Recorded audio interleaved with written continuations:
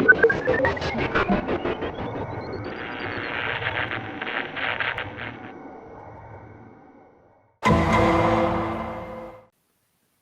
right, what is up, everybody? This is Danny with Terrapin 4009 for the culture, and this show is called The Luna Loss. And my goal is to bring you some information in regard to governance going on in Terra.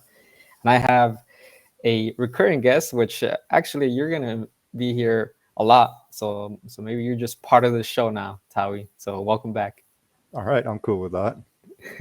Cool. So I have you on here, and then we're going to be talking about two different proposals that are going on right now. One is on Pylon, which is called Official Mineral Grade Integration, put forth by SAVE or SAVI.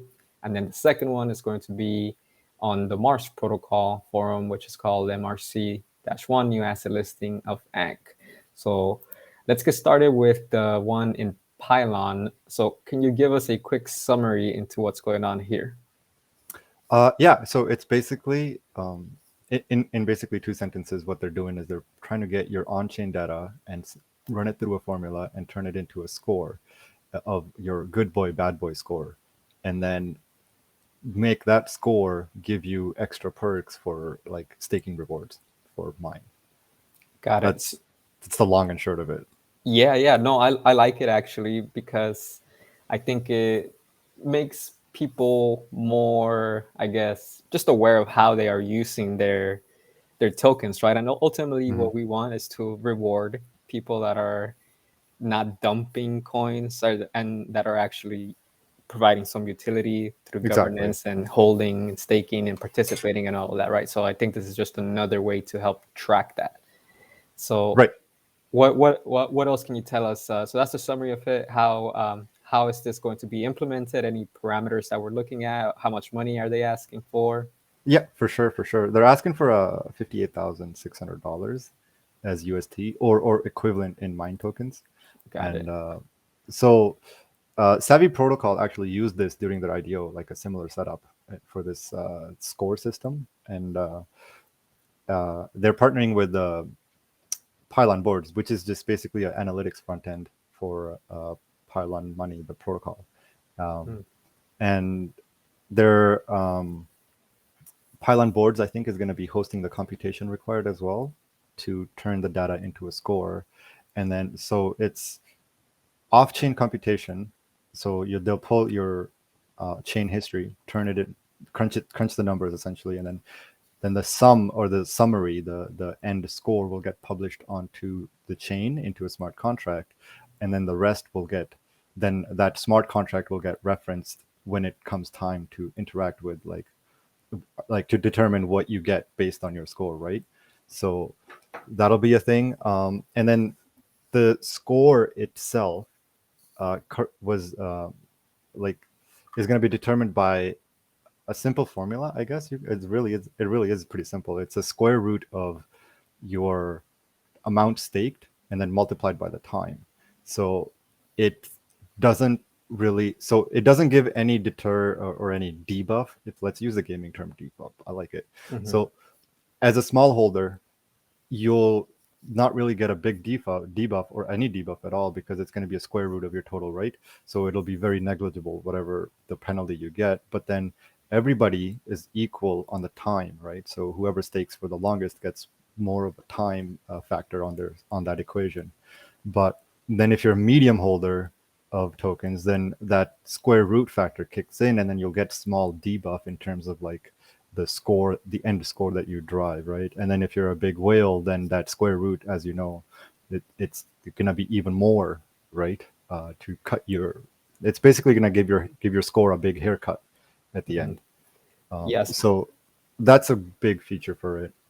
Yeah, I like so two things. One is I like that they are rewarding you for the time that you're staking, right? Which is, I think, something new that we're seeing in governance, that is not just holding and staking used to be the only thing that we're focusing on, but now you're actually it's being talked about more, and there's some parameters and some things being created around that length in time. I think retrograde, that was something that they were focusing on as well, right? Bringing that component of time held, time staked. Right, they're using VE tokenomics with that. Right. So one key difference between that and this is that it's the fundamental approach. So with VE tokenomics, what it is you're kind of pushed into the system where you have to lock your tokens up to get the governance power, right? Hmm. It's a lock mechanism. Whereas here, it's encouraging you to be good, but there is no penalty for being bad, if that makes sense. Like, so you can unstake your staked deposits whenever. There is no penalty for it. But the longer you stake it for, the more quote unquote good boy you become, and then therefore the more rewards you will get, right? Got it. The So that's kind of the underlying difference there between the two. So they they go through a bit of a like a breakdown of their cost structure as well. Yeah, So that's what I was gonna say. That I really like that they're very detailed on this, and I think that's very important because they need to be as transparent as possible so that there's less questions in regard to what is all this money going towards. And so yeah, I right. really like looking at all of these numbers they have here and the time frames. Right. And I think the underlying thing that they're trying to tackle with this is to introduce a way to make people stake longer and try to game the system less with the rewards distributions for the stakers, right? Yeah. And then if you scroll down further, I think it's Lane UST. I want to pronounce it. I could be wrong, but he makes a good point. Like one, he agrees with that. Like this could, in fact, there you go, the bottom one there. So like that, I'm assuming he. So don't get offended, please. But so right, one the point he agrees with is like a comment above was this could in fact replace like a locking mechanism for your staking rewards, right? When you're staking for governance, simply by staking longer, you'll get a higher reward of whatever, right? And that's the thing he says is right. So mine has Okay. buybacks. So what if the mineral grade score that you get, right, is if you're like the top 1%, then you should be getting a whole lot more of the distribution from the mine token buybacks, right? So that's kind of like Got what it. he's pointing at, which is cool. I kind of like it. I think it's uh, like I haven't really come across an example of this being implemented in my personal experience, so I can't really give you a comparison as to how this has panned out in the past. Yeah, I like the name, the mineral grade integration as well. Yeah, and I think it's cute because they're going with the whole mine token Hmm. terminology or lore. I like Yeah, it. yeah. Cool. Mm. Well, yeah, I like this proposal. And so now, lunatics, you guys can come here and check this out and look into the details. But just wanted to put this in your radar.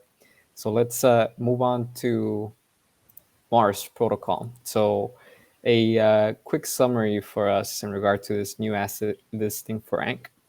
Yeah, it's literally that. Like the title basically says it, right? So they want to introduce ANC as a token in the pool of tokens that are going to be available on the Red Bank, which is the money market part of Mars protocol, right? Mhm. So the the thing that is set forward by this proposal is not necessarily like it's going to be ANC as a new collateral token, which is good. Like I'm not taking away from that. That is important. You need to have more token variety on your money market, right? That's kind of what leads to user adoption, right? The more important part of this particular proposal is that it's the first proposal, so it kind of sets the template. So if you Mhm. kind of scroll through it, you'll see how they're highlighting individual points, like they're talking about Like market this. risks, they're talking about Oracle risks, and everything else right along the way. So what it's doing is it's setting a template for, hey, if we're going to introduce a new token type into Mhm. into our protocol, there should be some minimum things we should check. And I think risk metrics are like the most important from my personal view, Right. because if you have a token that gets hacked, or if you have a token with a smart contract issue, right, and then it can like potentially take down the whole reserve of your money market, right? So money markets, when they add tokens, these are the most things that they pay attention to, is like the Got risk it. metrics that come with the new collateral forum, right? Yeah. This is this is like very well highlighted with MakerDAO from Ethereum, they are known to do like very thorough deep dives into collateral types when they add them Okay. Yeah. for So DAI. what I guess I'm trying to think of like the governance that goes on in Mirror. Like Hmm. Mirror has such a interesting voting system when they're trying to add M assets, right? Right. And I think that's one thing that they've been playing around with in Mirror, just trying to work with different parameters. I don't think they've settled on anything in specific, but obviously it's a completely different purpose of Right. the new listings that get added on these two different protocols. But that's the only experience that I've had so far whenever Hmm. there's new assets being listed.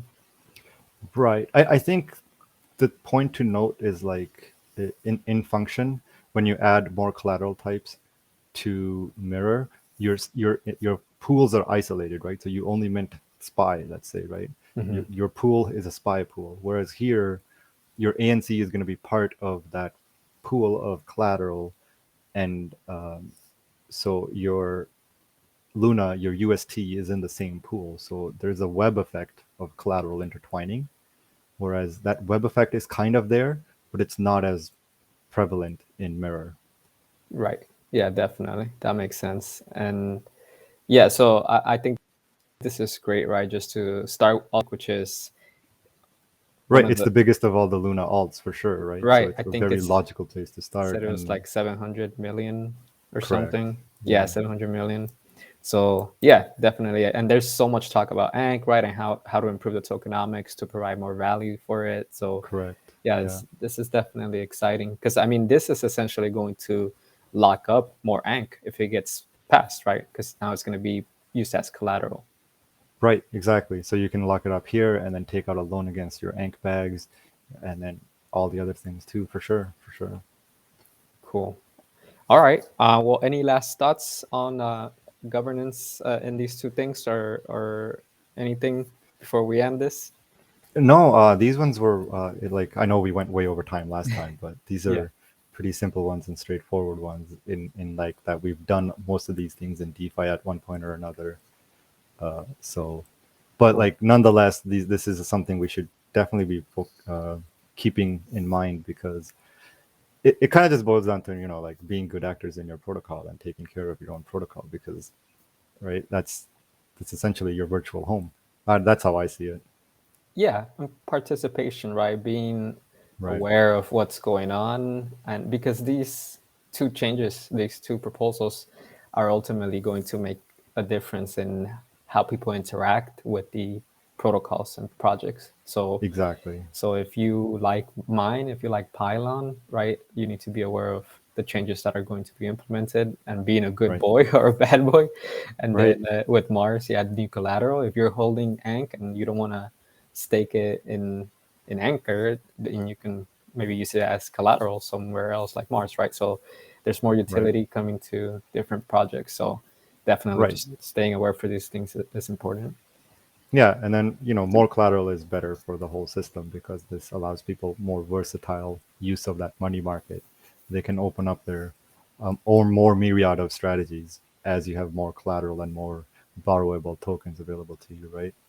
Right. Yeah. I mean, it's a whole Lego thing because now if we have more people borrowing in Anchor and they're collecting Ank tokens, now they can Hmm. look at that as more valuable, right? Because now they can think, oh, okay, well, I can start with B Luna collateral, get some Ank, now use Ank as collateral, and then get swap. Just the whole Lego starts again, right? Right. Right. All right, cool. Well, we're getting close to 15 minutes here, but Lunatics just wanted to put this on your radar. Definitely participate, ask some questions, and we'll be back with some more info next week. Right. And Peace out, thank you. everyone. Yeah, thank you, Tavi. Appreciate you Thanks being for here. having me again. All right, and thank you guys for watching another episode of the Luna Laws and for your support of Terra Money TV. Catch you all on the next one.